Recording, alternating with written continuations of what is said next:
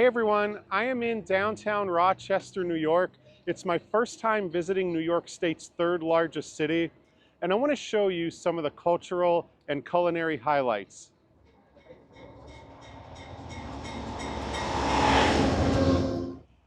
Now, if you arrive in Rochester by train, you're going to arrive at Louise M. Slaughter Station. Nothing to do with the hairband from the late 80s, early 90s, Slaughter. This is close enough to downtown that you could see the skyline behind you. And I'm going to be staying at the Courtyard Rochester downtown, which is close enough to the train station that you can get a free shuttle.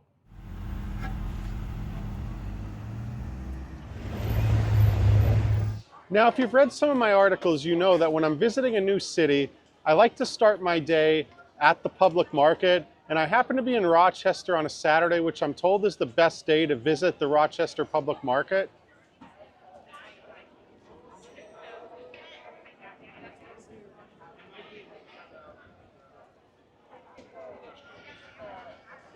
While the majority of the vendors are outside, there are dozens of vendors inside as well with interesting items like this red wine syrup.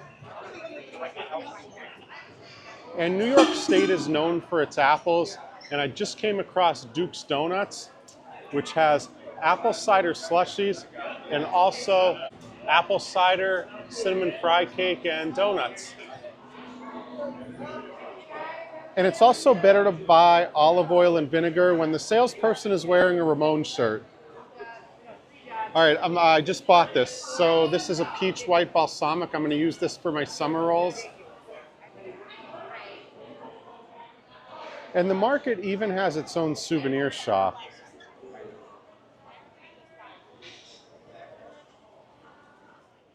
Now, while the popcorn and the sausage give the market a little bit of a county fair vibe, the fresh fruit and the fresh vegetables right over here, this makes up the majority of the food for sale.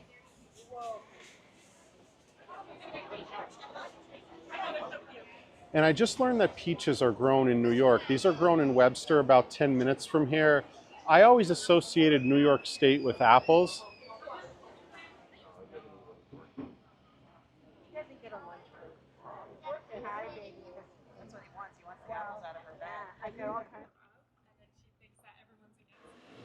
Now, if you're looking to start your day at a coffee shop, I recommend Winter Swan. So this is a Southeast Asian coffee shop, heavy Vietnamese influence, but I am having the pandan latte. Pandan is sometimes referred to as Asian vanilla.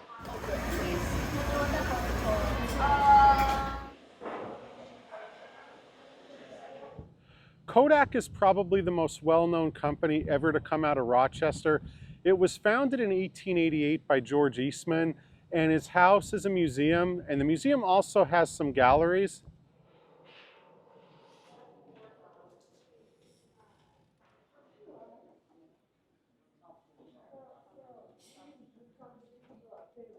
If you're a photography geek, the collections gallery is probably going to be the most interesting here. As a traveler, I can't help but wonder what it must have been like to carry some of this stuff through an airport, on a train, etc. Like this lunar orbiter from 1967 that looks too big for one person to carry. The Kodak company started in 1888, but it was not until 1900 that the cameras really became accessible to the general population. So this is the Brownie with a black case that sold around 250,000 back in 1900 at just $1 each and 10 cents to process the film. As a YouTuber, I often have to get permission to record inside museums, but the Eastman Museum has a sign right here which says photography encouraged. Now, personally, I love old movie posters, even if they're movies that I've never heard of.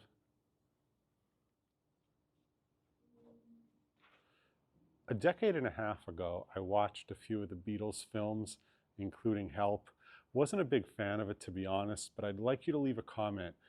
Are you more into Elvis or the Beatles, or neither of the above? This is the entrance to the 1905 Colonial Revival Mansion.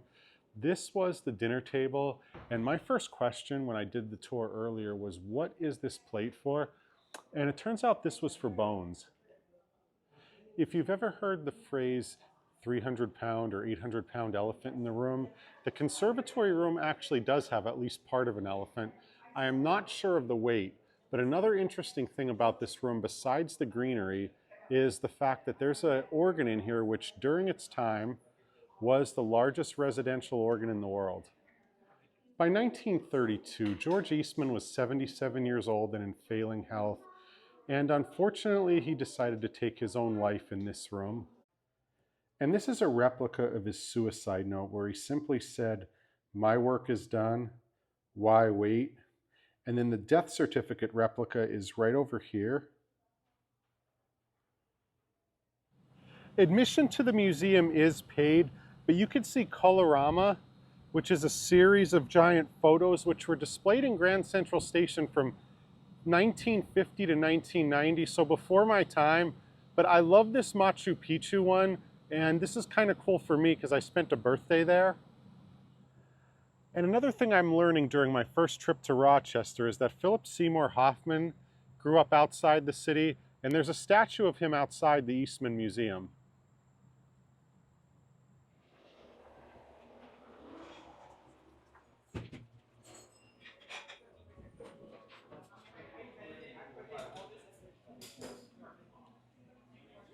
I'm having lunch at Szechuan Opera, which is on Park Avenue. They also have a location in Flushing, New York, not far from where I live. So I'm trying what I'm reading is a classic Szechuan dish. This is shredded chicken with needle mushrooms.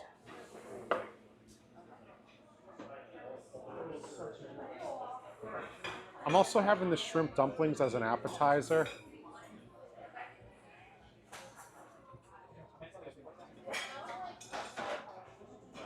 So these mushrooms are thinner than most noodles. So this dish is mild. It's one of the few Szechuan specialties that's not very spicy, at least according to the descriptions on the menu.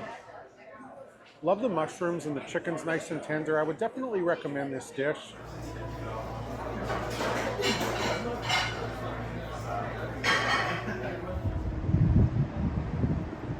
Philip Zoll is a local tour guide originally from Buffalo who moved to Rochester nearly a decade ago. Philip is nice enough to give me a tour today, and we're standing at probably the most exciting intersection that we've been at yet. So Philip, what's going on here? Yeah, let me take it from there. So what we have is we have the Genesee River right over here, and so much of Rochester's history and beauty is along both sides of it. This is the Central Library. You're going to show that to him in another video because it's definitely worth it. Rochester's first black architect did the front. This is just the side of it here, and then you can see all the skyscrapers from here. You know, 30 stories is the tallest one we have. We have a lot of them that are in the 20s, mid-20s, that kind of deal. And we have some really interesting builds on this side of the city.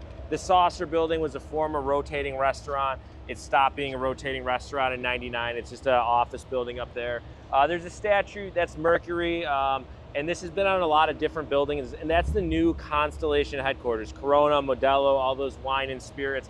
They spent $85 million converting all these buildings. And then that's the Times Square building. It's this really interesting Art Deco one. The Wings of Progress is that thing that you see on the top, and there's these falcons that are locally famous. They go, they breed the babies, there's a webcam, people here watch it. It's a big deal to get one of the chicks named after you. And then as we go here, this is like our arena that we have concerts, we have minor league hockey, indoor lacrosse and things like that. And then this is our famous like bridge and things along those lines there. The Susan B. Anthony, Frederick Douglass Bridge, Dinosaur Barbecue, really old Court Street Bridge right there. It's kind of cool, like it's got the archways like you'd see almost like in a Roman structure. And then, so you probably would never suspect that Rochester had an underground subway. It operated for only 30 years, 69 years ago is when it stopped operating. It just was to connect like the factories, and it went through the city here using the old Erie Canal bed, because while it was underground when it went through downtown, it was usually just they dug the canal beds a little bit lower. And right over here, I bring it up because it's an old Erie Canal aqueduct. And there's all, you see like some graffiti and some art, but the inside is just filled with really beautiful wall art from people that are actually pretty famous worldwide because Rochester has an amazing mural scene. And one of the things is when you come visit Rochester, you'll see this is a big plan to get rid of the car traffic and turn it into something for pedestrians and people just to enjoy, to take advantage of the great views that you get from it right in the heart of downtown here.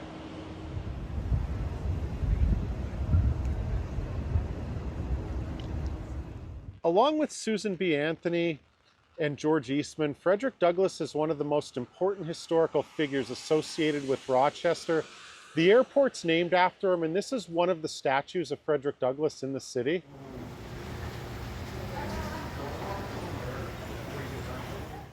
And this marker shows you where the former Douglass home was.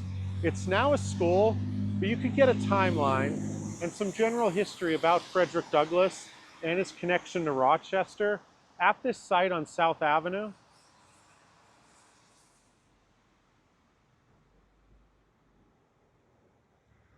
Unfortunately, the house was destroyed by fire in 1872.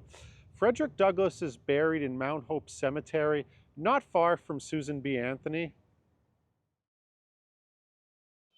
Stever's Candy has been open since 1946. They're known for their strawberry and raspberry clusters. They've been here on Park Avenue since the 1960s. Now I'm here in August, raspberry season. If I was here in June, I'd be getting strawberries. If I was here in October, I'd be getting apples.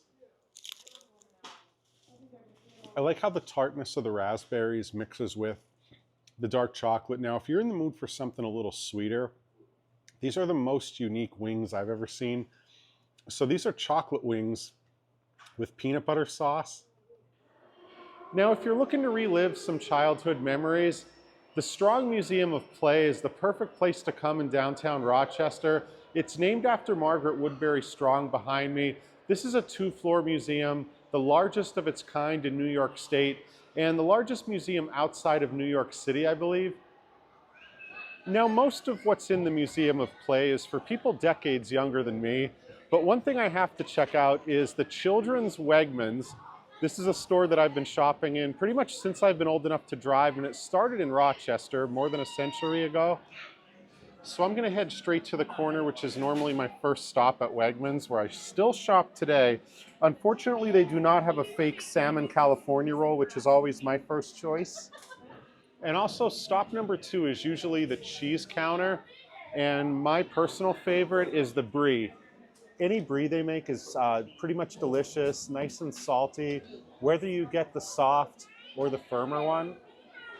And these 99-cent jars of tomato sauce are definitely good if you're on a tight budget. Now, another thing I want to check out the museum is the arcade. So you could actually get real quarters and play games here, and I want to see how many of these I recognize from my youth.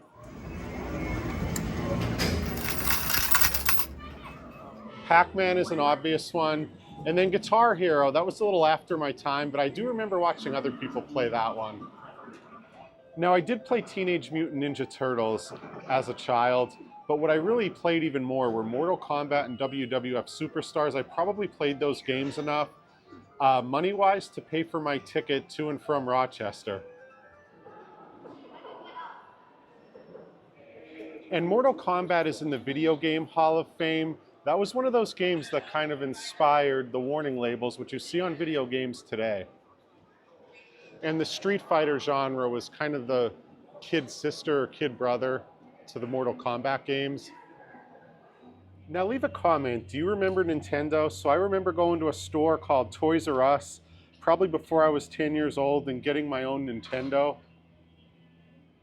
And then years later, I upgraded to a Sega Genesis. And next to the arcade is the National Toy Hall of Fame. So one of the members is Crayola from my home state of Pennsylvania.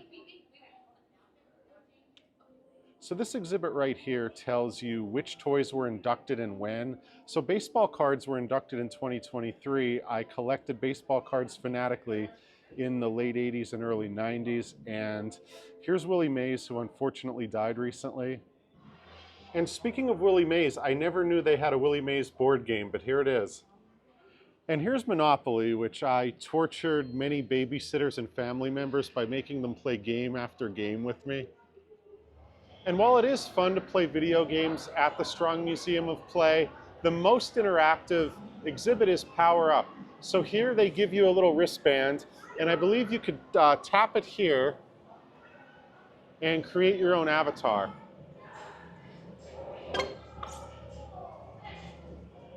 I want to be a clown. The intersection of Park and Berkeley is one of the best spots in Rochester if you want to try a lot of international dining options in one small area. Now, if you're on Park Avenue looking for Mediterranean food, Sinbad's has been here for 31 years, so I'm going to try one of my favorite Lebanese Middle Eastern appetizers, baba ganoush.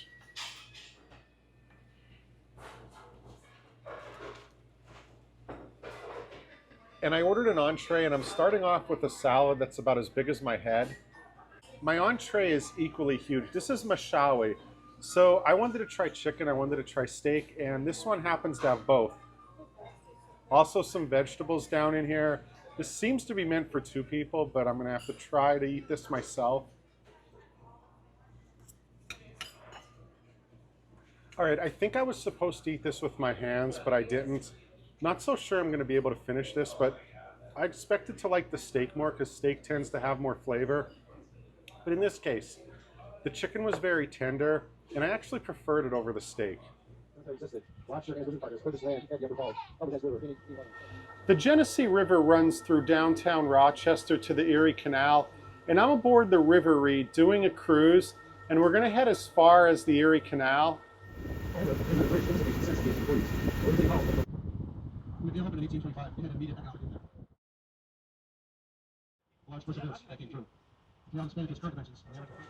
So we just made the turn out of the canal and we're heading north, back up to downtown Rochester.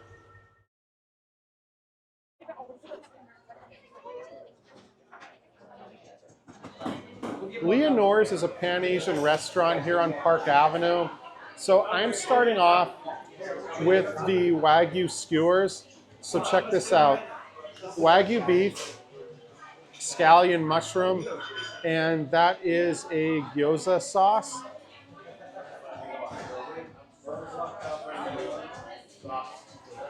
All right, that's a good start. The meat's nice and tender. Now I'm gonna try another skewer. So this is the red curry chicken in a garlicky yogurt.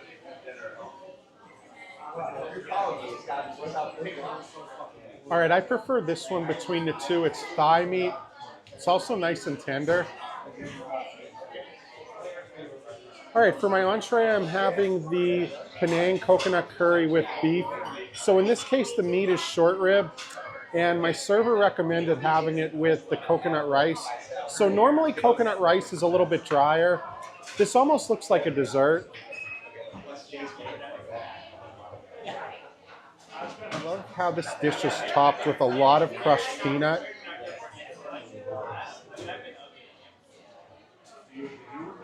So this is a good sign. Look at how easy the short rib meat comes apart.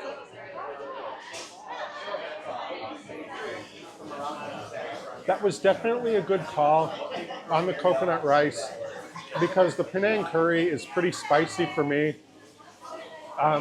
I would say it's closer to Thai spicy than what I like to call Padarang spicy, which basically means Western spicy. And just look right there, you can see coconut rice is very sweet.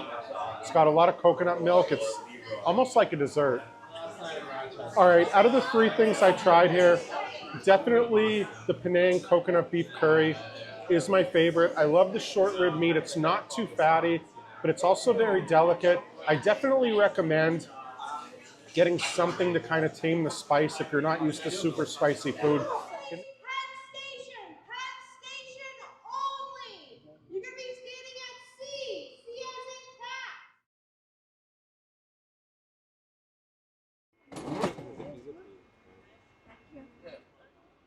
So that's it. My first trip to Rochester is over. I hope you found something useful in this video for when you come to Rochester. The train's leaving right now. It's about a 7.5 hour ride back to New York City, but I'm just really happy about the additional legroom that I did not have in the plane coming here. Thank you very much for watching. If you like this video, please subscribe. I got more trips coming up soon. I'm heading out to Hokkaido, Japan for the first time. I also have a trip to Winston-Salem, North Carolina in the works. Also planning to return to Philadelphia. It's been a couple years since I've been there. And then I'm also working on a trip to Madrid, Spain. So I hope you get to come to Rochester and explore some of Western New York. And I look forward to sharing more videos with you soon.